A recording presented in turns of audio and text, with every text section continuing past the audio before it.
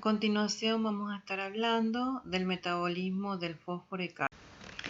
Sabemos que el ion calcio desempeña un papel crítico en eventos intracelulares y extracelulares y que los niveles de calcio extracelular están estrictamente regulados dentro de un estrecho rango fisiológico para proporcionar un buen funcionamiento adecuado de muchos tejidos. Sabemos que el calcio, por fisiología, interviene en el acoplamiento, excitación, contracción del corazón, interviene también en la agregación plaquetaria, en la coagulación, en la secreción de hormonas y, como sabemos, también es el tercer catión más abundante en el líquido extracelular.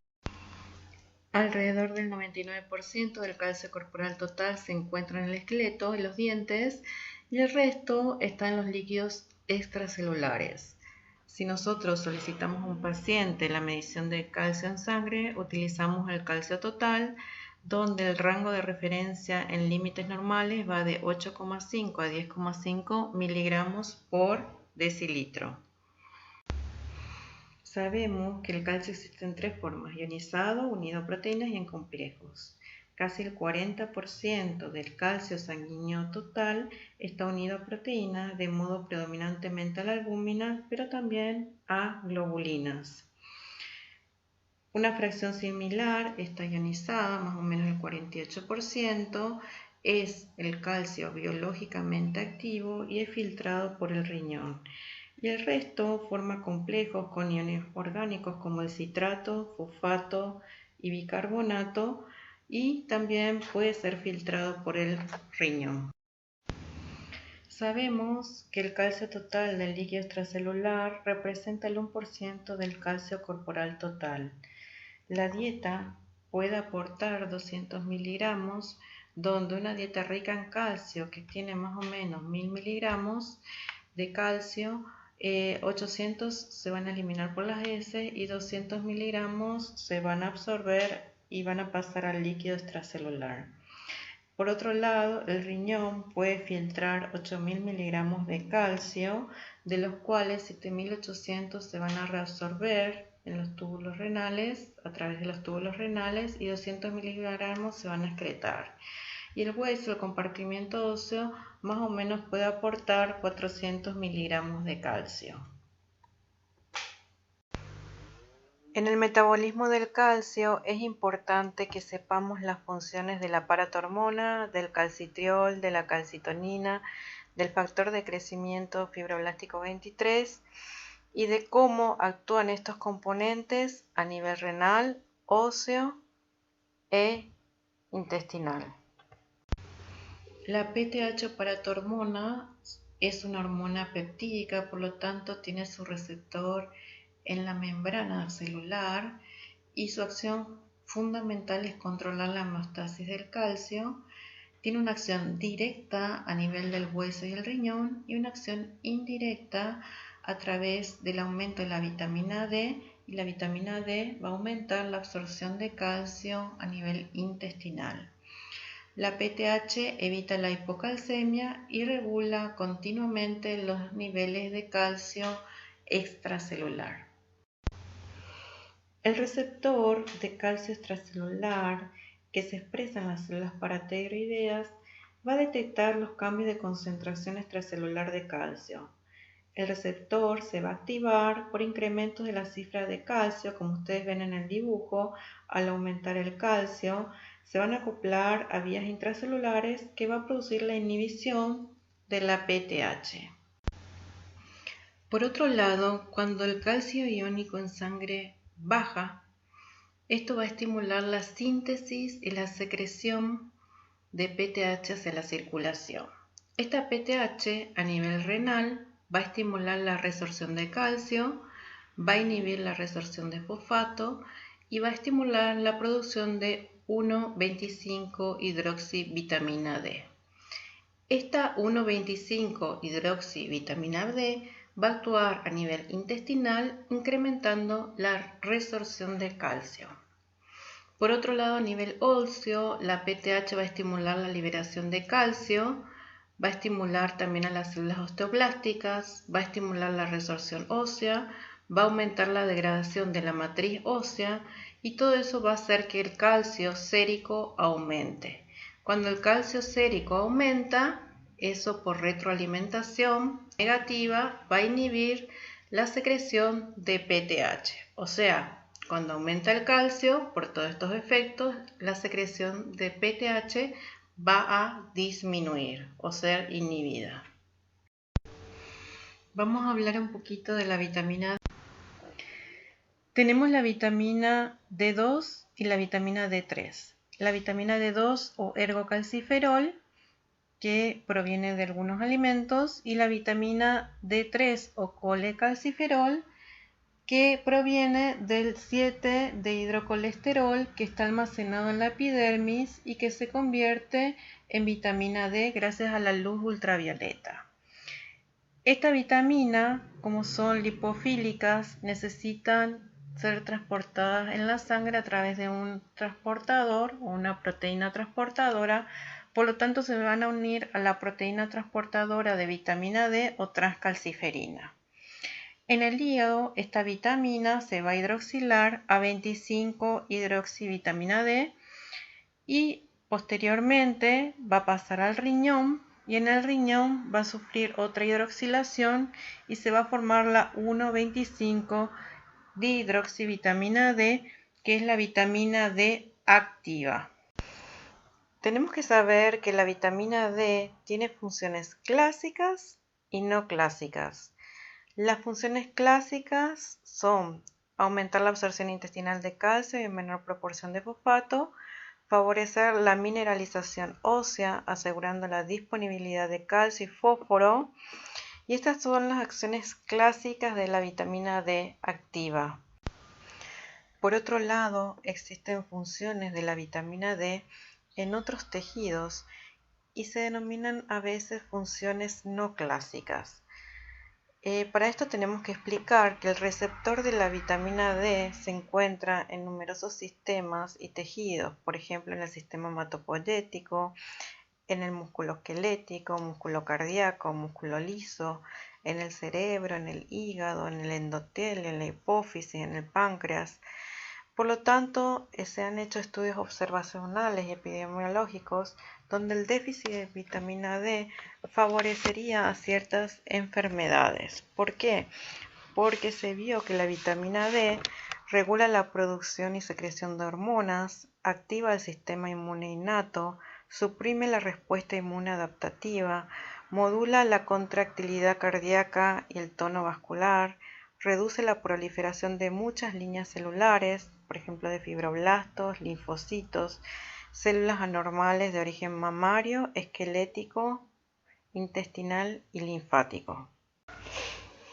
La calcitonina es una hormona peptídica de 32 aminoácidos, tiene receptores en los riñones y en los huesos, su función es disminuir el calcio sérico y lo hace a través de la inhibición de la resorción osteoclástica, bloqueando la liberación de calcio y fósforo desde el hueso. La disminución del calcio sérico va a producir el aumento de la síntesis y secreción de PTH hacia la circulación. Esta PTH a nivel renal va a estimular la resorción de calcio, va a inhibir la resorción de fosfato y va a estimular la producción de 1,25 dihidroxivitamina D. Esta 1,25 dihidroxivitamina D o calcitriol va a actuar a nivel intestinal, incrementando la resorción intestinal de calcio.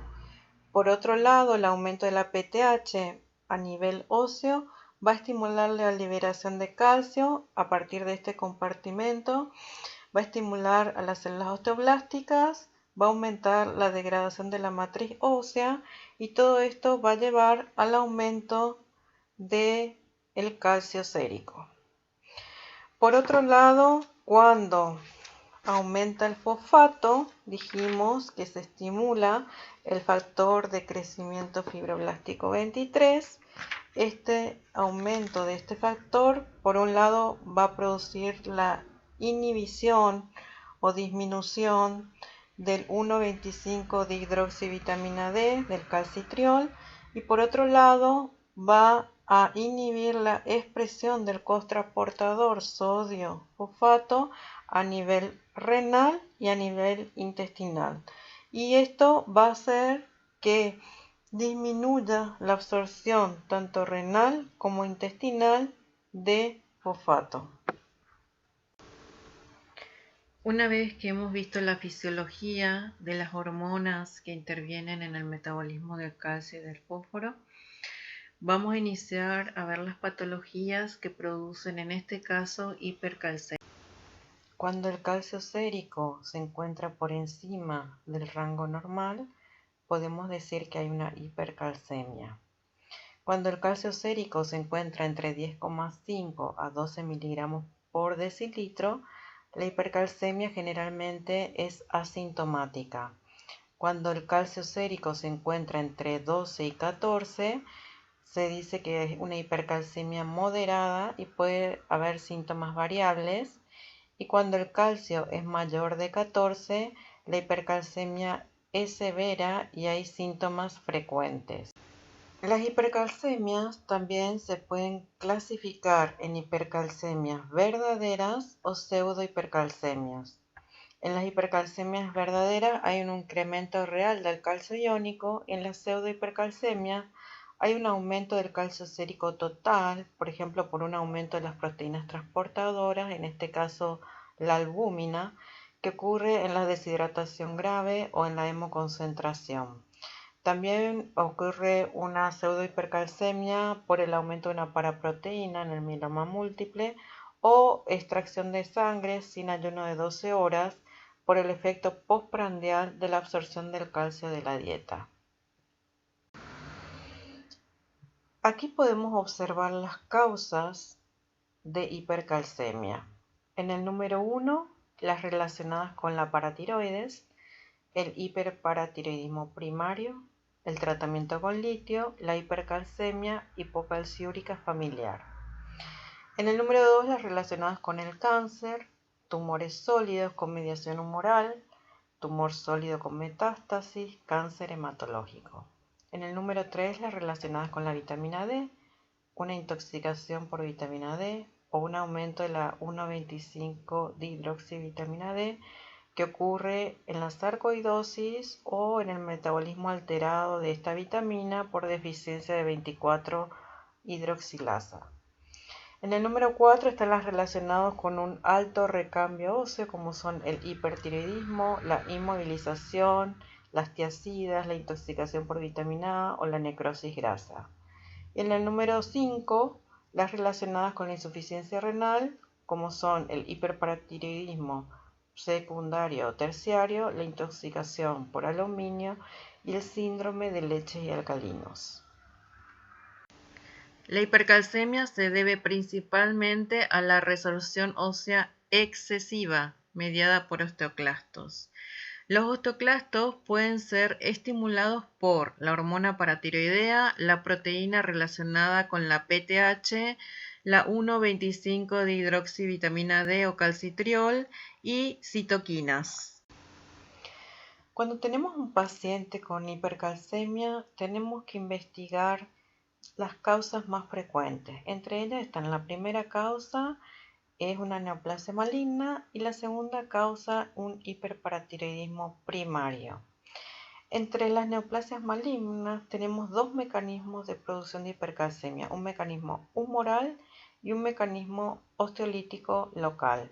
En el mecanismo humoral, el tumor produce un exceso de la proteína relacionada con la hormona paratiroidea. Esta proteína se llama así en un principio porque sus efectos bioquímicos y metabólicos son compartidos con la PTH y estimula la diferenciación y la función de los osteoclastos con aumento de la resorción ósea. Entonces vemos, por ejemplo, en el cáncer de mama, en el cáncer renal, en el cáncer de células escamosas, en los linfomas, esta proteína relacionada con la hormona paratiroidea está elevada. Fíjense en el cuadro que el aumento de la 1,25-dihidroxivitamina D en las neoplasias malignas que causan hipercalcemia es muy raro. solamente en algunos linfomas. Y también un aumento propio de la PTH en neoplasias malignas es raro, ¿no? Entonces, digamos que casi el 100% está formado por un mecanismo humoral y un mecanismo osteolítico local. En esta diapositiva podemos observar la hipercalcemia por enfermedad maligna en tumores sólidos y en enfermedades malignas hematológicos. Fíjense la incidencia y la causa de hipercalcemia. En los tumores sólidos como pulmón, cabeza y cuello, la incidencia es del 25% de hipercalcemia y la causa es humoral. En los de mama avanzado, la incidencia de hipercalcemia es 30% y tiene una causa humoral y lítica. Y en los tumores de células renales, la incidencia es 15% y también tiene una causa humoral y lítica. En las enfermedades malignas hematológicas, en el mieloma múltiple, la incidencia de hipercalcemia es 30%, generalmente el 100% es lítico local, y en los linfomas y leucemias, la incidencia es menos del 15% y la causa es humoral y lítica. La segunda causa más frecuente de hipercalcemia es el hiperparatiroidismo primario, que se debe a un aumento de la síntesis y secreción de PTH producido en el 85% de los casos por un adenoma paratiroideo. Puede también ser ocasionado por una hiperplasia de las paratiroides o por un carcinoma. Y sabemos que el aumento de la secreción de PTH va a tener efectos a nivel renal, óseo e intestinal. A nivel renal va a estimular la resorción de calcio, va a inhibir la resorción de fosfato y va a estimular la producción de la vitamina D activa. A nivel óseo va a estimular la liberación de calcio y a nivel intestinal de forma indirecta a través de la vitamina D activa va a estimular la reabsorción de calcio. Todo esto aumentando la hipercalcemia. Si nosotros tenemos un paciente con una hipercalcemia y queremos diferenciar si es por hiperparatiroidismo primario o porque tiene un tumor o una neoplasia maligna, tenemos que medirle el calcio, el fósforo, la vitamina D activa y la PTH intacta. Pero fíjense algo, el calcio está aumentado en las dos patologías. El fósforo está disminuido en las dos patologías. La vitamina D activa o 1,25 de hidroxivitamina D está aumentada o normal en el hiperparatiroidismo primario y está disminuida o normal en la hipercalcemia relacionada con el cáncer. Pero si nosotros encontramos una vitamina D normal, tampoco podemos hacer el diagnóstico diferencial entre hiperparatiroidismo primario o hipercalcemia relacionada con el cáncer. Pero si encontramos una PTH intacta alta, eso se relaciona con el hiperparatiroidismo primario. Y si la PTH está baja, se relaciona con la hipercalcemia de origen neoplásico. Entonces, el diagnóstico diferencial principal entre estas dos patologías nos las va a hacer la PTH intacta. Las manifestaciones clínicas de las hipercalcemias pueden ir de asintomáticas a muy sintomáticas y eso va a depender de los niveles de calcio en sangre. Son manifestaciones del aparato digestivo, anorexia, náuseas, vómitos y estreñimiento. Son manifestaciones renales, la disminución de la capacidad de concentración y dilución de la orina, y la hipercalciuria puede llevar a poliuria, polidipsia y nicturia. La hipercalciuria también puede llevar a la litiasis y hay depósito de calcio y fosfato en el tejido renal que se llama nefrocalcinosis. También encontramos una disminución del filtrado glomerular e insuficiencia renal. Dentro de las manifestaciones cardiovasculares encontramos el aumento de la presión arterial o hipertensión arterial que se debe a un aumento de la resistencia periférica y a un aumento del gasto cardíaco por el efecto inotrópico positivo del calcio.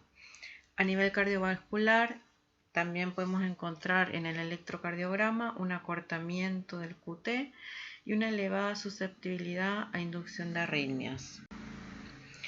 Existen manifestaciones neurológicas, astenia, confusión, letargia, somnolencia, irritabilidad, depresión, trastornos emocionales, estupor y puede llegar hasta el coma.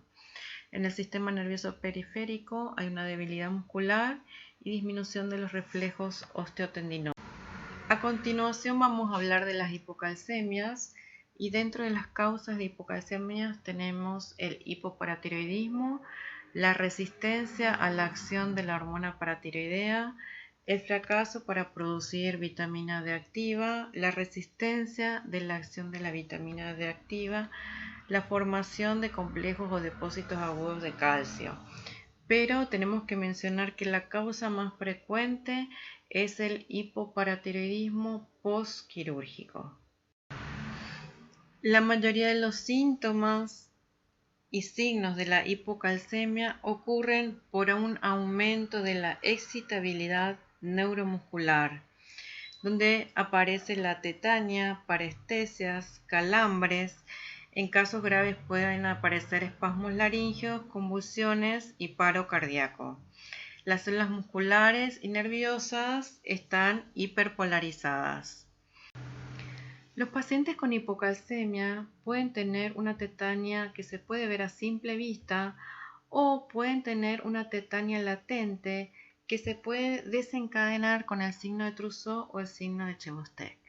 El signo de Trousseau consiste en colocarle un manguito de presión al paciente, insuflar ese manguito 20 milímetros de mercurio por encima de la presión arterial sistólica, dejarlo durante 3 minutos y después es positiva esta prueba cuando se produce un espasmo del carpo. Ven acá como la mano, ¿no? Hay un espasmo del carpo, entonces ven como una mano de partera, se dice, ¿no? Esta prueba es positiva. Por otro lado, se encuentra el signo de Chebostek. El signo de Chebostek se obtiene al percutir el nervio facial unos 2 centímetros por delante del lóbulo de la oreja, justo por debajo del hueso cigomático, y la respuesta es positiva cuando hay una contracción de los músculos faciales que varía desde la contracción del ángulo de la boca hasta la contracción de toda la cara hacia el lado donde nosotros estamos percutiendo, y ese es el signo de Chebostek. Otros síntomas de hipocalcemia son la irritabilidad, la depresión y la psicosis. Y en el electrocardiograma podemos observar un alargamiento del intervalo QT. Cuando tenemos hipocalcemia, un calcio sérico menor a 8,7 miligramos por decilitro, hay una excitabilidad neuronal y sabemos que en el electrocardiograma podemos ver una onda T de base ancha y picuda cuando la hipocalcemia es leve, y cuando es grave generalmente vemos un alargamiento del intervalo QT. Y también la hipocalcemia grave puede causar arritmia y muerte. Entonces, en el electrocardiograma sabemos que en la hipercalcemia hay una disminución de la excitabilidad y por lo tanto hay un acortamiento del intervalo QT, y en la hipocalcemia hay mayor excitabilidad y un alargamiento del intervalo QT. A continuación vamos a estar hablando del metabolismo del fósforo. El fósforo es necesario para distintas funciones del organismo. Es necesario para la integridad de la célula, para procesos metabólicos orgánicos, para regular enzimas, tiene un papel importante en el aporte de oxígeno, forma parte de sistemas tampón de la orina y del plasma y también interviene en procesos de almacenamiento de energía. El fósforo del organismo es más o menos de 700 gramos, el 85% está en el esqueleto y el 25% en tejidos blandos y líquidos del organismo. El fósforo óseo está íntimamente asociado al calcio. El fósforo extraóseo es fundamentalmente intracelular, que está ligado a hidratos de carbono, lípidos y proteínas, y una parte mínima es inorgánico. El fósforo sérico es de 2,2 a 4,4 miligramos por decilitro y el 90% del fósforo inorgánico circula libre y unido a aniones monobivalentes y el 10% circula unido a proteínas. El fósforo que aportan los alimentos es más o menos de 1400 miligramos y de eso 1100 se absorbe y 500 miligramos se eliminan por las heces. El riñón filtra cada 24 horas más o menos 7000 miligramos de fósforo. Una parte se reabsorbe, más o menos 6100, y otra parte es excretado por la orina. El hueso aporta en la formación o resorción ósea más o menos 350 miligramos de fósforo. El factor de crecimiento de fibroblasto 23 es un factor que controla la proliferación y diferenciación celular. Su función principal es regular la homeostasis del fosfato y la fuente principal de producción de este factor son los osteocitos. Sabemos que el aumento del fosfato en sangre va a activar al factor de crecimiento fibroblástico 23. Esto a su vez va a tener dos efectos. Por un lado, va a disminuir la síntesis de vitamina D activa a nivel renal y por otro lado, va a disminuir el cotransporte de sodio-fosfato a nivel renal y por lo tanto va a disminuir la absorción de fosfato a nivel renal e intestinal y va a disminuir el fosfato en sangre. A nivel renal, este factor de crecimiento fibroblástico 23 se tiene que unir a un receptor y a un cofactor que se llama cloto y que es esencial para su funcionamiento. Otra acción también es que a nivel de las paratiroides, el factor de crecimiento fibroblástico 23 puede inhibir la secreción de la PTH, disminuir el RNA mensajero y la secreción de la PTH. El aumento de fosfato en sangre va a producir un aumento en la producción del factor de crecimiento de fibroblastos 23 y eso va a ocasionar la disminución de la producción de la 1,25-dihidroxivitamina D, que es la vitamina D activa, que va a disminuir la absorción intestinal de fosfato. Por otro lado, también va a disminuir la expresión del cotransportador sodio-fosfato en el intestino y el riñón, ocasionando la disminución de la absorción renal e intestinal de fosfato. Por otro lado, cuando la concentración de fosfato es baja en la sangre, va a disminuir la producción del factor de crecimiento de fibroblastos 23, va a aumentar la producción de la vitamina D activa, va a aumentar la expresión de cotransportador sodio-fosfato en el riñón y el intestino, y todo esto va a ocasionar la mayor absorción de fosfato a nivel intestinal y renal. Vamos a estar hablando de las hiperfosfatemias. Tenemos distintas causas de hiperfosfatemia, como la disminución de la excreción renal por insuficiencia renal o hipoparatiroidismo, sobrecarga aguda exógena de fósforo, ya sea por vía oral, intravenosa o rectal, o el movimiento transcelular de fósforo que ocurre en la rhabdomiólisis, en la lisis tumoral y en la acidosis láctea.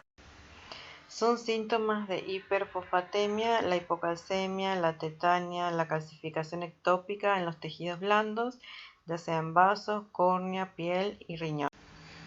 Ahora vamos a hablar de la hipofosfatemia.